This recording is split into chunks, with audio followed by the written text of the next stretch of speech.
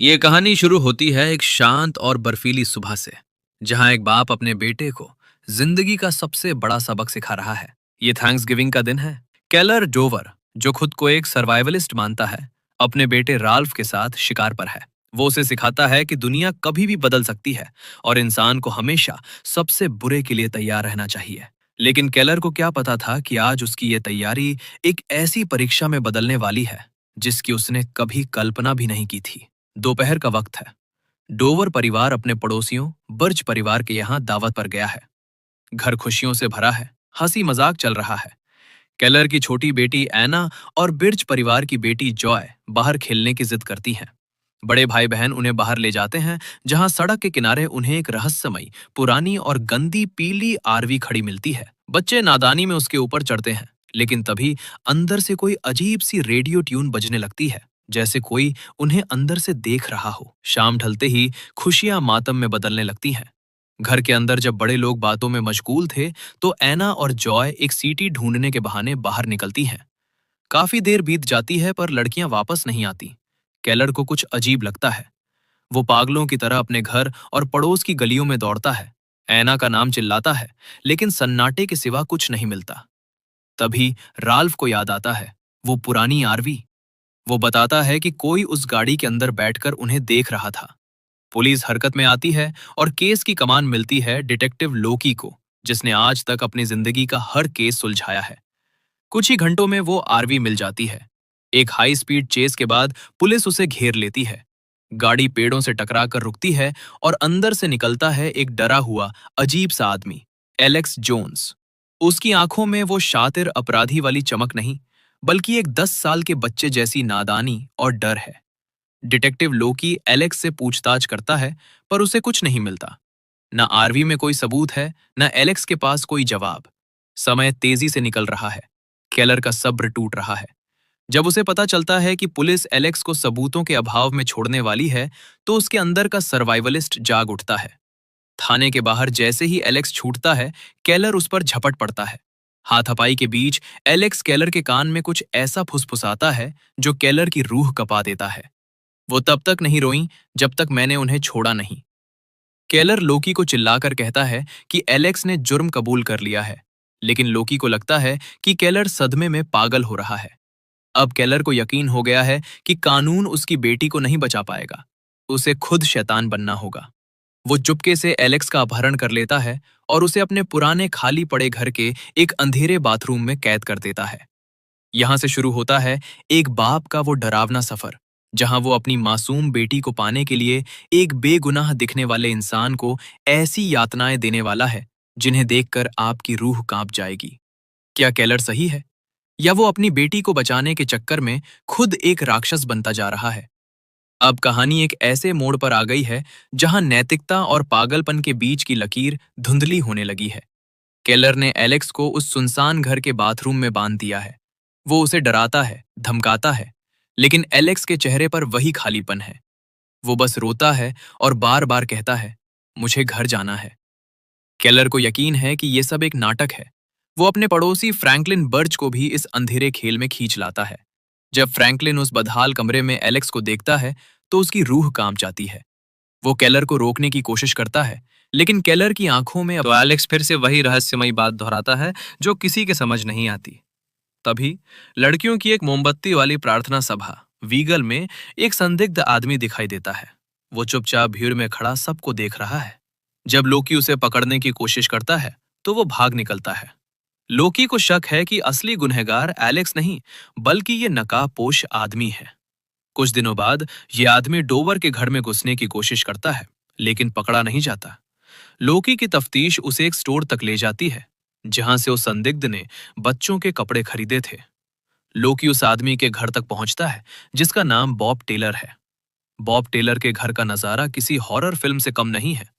दीवारों पर खून से सनी भूल भुलैया के चित्र बने हुए हैं और कमरों में बक्सों के अंदर जिंदा सांप रेंग रहे हैं। सबसे भयानक बात यह है कि लोकी को वहां बच्चों के खून से सने कपड़े मिलते हैं। क्या एना और जॉय यही हैं? क्या एलेक्स वाकई बेगुनाह था और केलर ने एक मासूम को अपनी नफरत की आग में झोंक दिया? सस्पेंस अब अपने चरम पर है, क्योंकि लोकी बॉब टेलर को गिरफ्तार कर थाने लाता है, लेकिन बॉब कुछ भी बोलने के बजाय पागलों की तरह सिर्फ कागजों पर भूल भुलैया बनाने में लगा है। केलर का टॉर्चर और लोकी की तफ्तीश दोनों एक ऐसी सच्चाई की ओर बढ़ रहे हैं जिसे जानकर पूरी दुनिया सन्न रह जाएगी। थाने के अंदर माहौल बेहद तनावपूर्ण है। डिटेक्टिव लोकी बॉब टेलर के सामने बैठा है, लेकिन बॉब की चुप्पी और उसके अजीबोगरीब व्यवहार ने लोकी के धैर्य की परीक्षा ले ली है। बॉब अचानक पुलिस की बंदूक छीनने की कोशिश करता है और खुद को गोली मार लेता है। उसकी मौत के साथ ही वो रहस्य भी दफन हो गया कि क्या उसने वाकई बच्चियों को मार दिया है।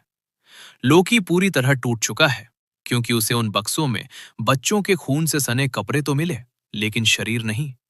उसे शक है कि ये सब सिर्फ एक बीमार खेल का हिस्सा है। इधर केलर का पागलपन अब एक नई ऊंचाई पर पहुंच चुका है। वो एलेक्स को अधमरा कर चुका है, लेकिन उसे अब भी कोई ठोस जानकारी नहीं मिली। तभी उसे याद आता है कि एलेक्स की एक चाची है, होली जोन्स। वो उससे मिलने जाता है। होली एक अकेली, बूढ़ी और बीमार महिला है जिसका पति सालों पहले गायब हो गया था।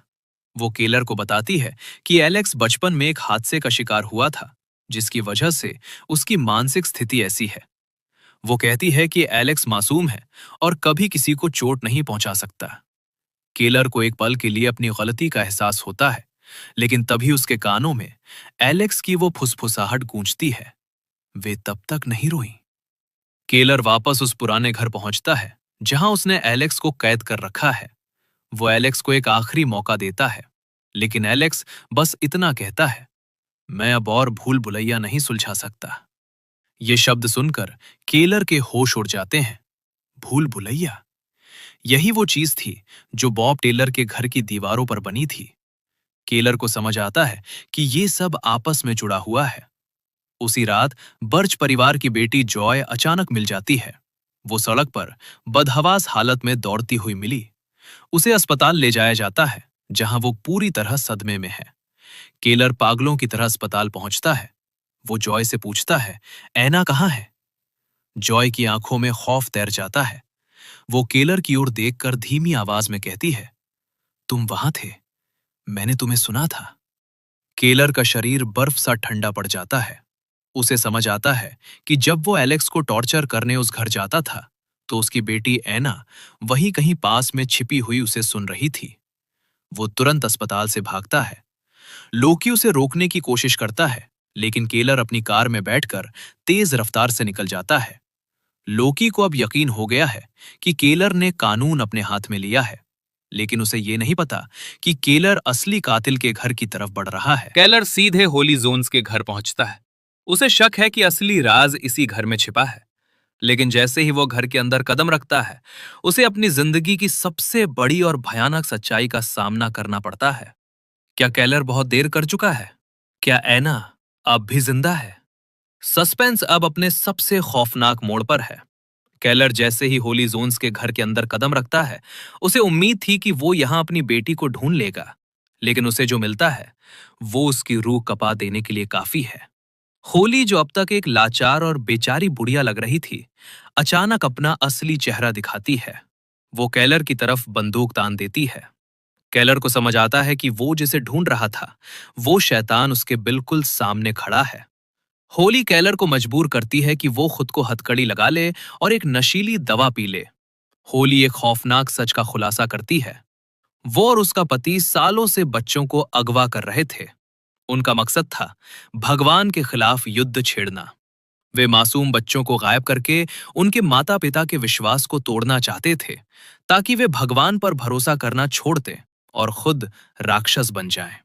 एलेक्स जोन्स, जिसे केलर टॉर्चर कर रहा था, वो दरअसल इनका पहला शिकार था, जिसका अपहरण इन्होंने सालों पहले किया था और उसका दिमाग पूरी तरह बर्बाद कर दिया था।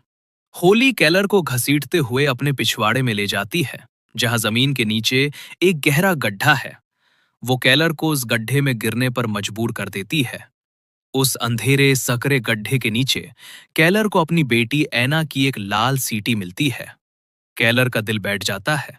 उसकी बेटी यहीं थी, शायद इसी जमीन के नीचे दफन। केलर उस गड्ढे में कैद है, उसका पैर बुरी तरह जख्मी है और दवा के असर से उसका शरीर साथ छोड़ रहा है। वो चिल्लाता है, दीवारें खुरचता है, लेकिन ऊपर से होली भारी पत्थर की स्लैब रख देती है। केलर अब जिंदा दफन हो चुका है। इधर डिटेक्टिव लोकी को बॉब टेलर के घर से कुछ पुरानी तस्वीरें मिलती हैं, जिनमें होली के पति को वही भूल भुलैया वाला लॉकेट पहने देखा जा सकता है। लोकी को समझ आता है कि असली अपराधी कोई और नहीं, बल्कि होली जोन्स है। वो बिना समय गवाए होली के घर पहुंचता है। घर में सन्नाटा है, लेकिन जैसे ही वो अंदर घुसता है, उसे रसोई में होली दिखाई देती है, जो एना को एक जहरीला इंजेक्शन देने की तैयारी कर रही है। एक पल के लिए मौत का सन्नाटा छा जाता है। लोकी अपनी बंदूक निकालता है, लेकिन होली भी पीछे नहीं हटती। गोली चलती है। लोकी के माथे को छूती हुई गोली निकल जाती है, लेकिन वो सटीक निशाना लगाता है और होली को ढेर कर देता है। लोकी खून से लथपथ हालत में ऐना को गोद में उठाता है और पागलों की तरह कार चलाकर अस्पताल पहुंचता है। ऐना बच जाती है, लेकिन केलर का कहीं अता पता नहीं है।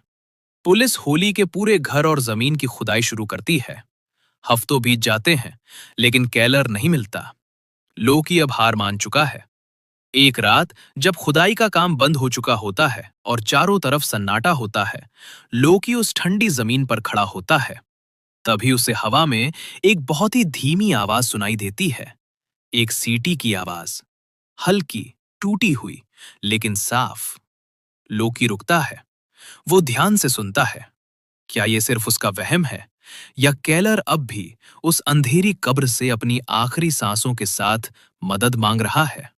कहानी इसी सवाल के साथ खत्म होती है कि एक पिता अपनी औलाद के लिए किस हद तक जा सकता है, और क्या उस रास्ते पर लौट पाना कभी मुमकिन है?